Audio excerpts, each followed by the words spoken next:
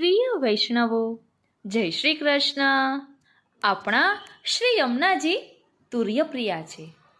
એ ભક્તને પ્રભુ સુધી પહોંચાડે છે। પ્રભુ અને ભક્તનું મિલન કરાવનાર પાવન સીડીરૂપ છે, સેતુરૂપ છે। આજે આપણે એમની 108 નામાવલીનો એક સાથે ભાવદર્શન કરીશું।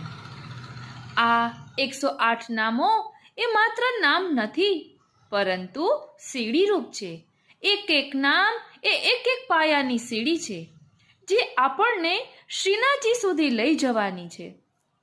જેમ શ્રી યમુનાજીના કિનારે અઢળક કુંજ છે ને, તેમ આ 108 નામો પણ 108 કુંજ જ છે। દરેક કુંજમાં એક દિવ્ય લીલા રહસ્ય છુપાયેલું છે। જ્યારે આપણે દંડવત કરતાં કરતાં દરેક કુંજમાં પ્રવેશીએ છીએ ને, ત્યારે એ નામ માત્ર ઉચ્ચાર નહીં રહે, પરંતુ ભાવદર્શન બની જશે। આજના આ સત્સંગમાં આપણે 108 નામાવલીનો પાઠ જ નહીં કરીએ, પરંતુ દરેક નામમાં રહેલું લીલા રહસ્ય સમજતા જઈશું, અને ત્યારે જે ભાવ પ્રકટ થશે તે પણ લઈશું। એ રહસ્ય આપણને અનુભવાશે કે શ્રી યમુનાજી એ માત્ર કોઈ નદી નથી, એ તો રાસ રસના સાગર છે, રસની ખાણ છે, ભક્તિ રસના દાતા છે, ભક્તિનું દાન આપનારા છે। એ તો ભાવોની વહેણ છે, સીડીરૂપ શક્તિ છે, જે પ્રભુ સુધી પહોંચાડે છે।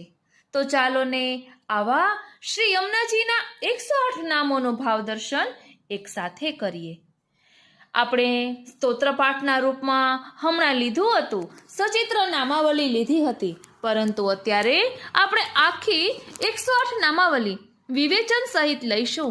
ખૂબ વિચાર કર્યો, પહેલા 3 પાઠમાં લેવાનું મન હતું, પરંતુ અંતરાત્મા ના જ પાડે કે ના, 108 નામોનો પાઠ એક સાથે જ લેવો છે। તો ચાલો આપણે 108 નામોનું ભાવદર્શન એ લીલા રહસ્યને એક સાથે સમજવાનો પ્રયાસ કરીએ। બોલો શ્યામ સુંદર શ્રી યમને મહારાણી જો કી જય।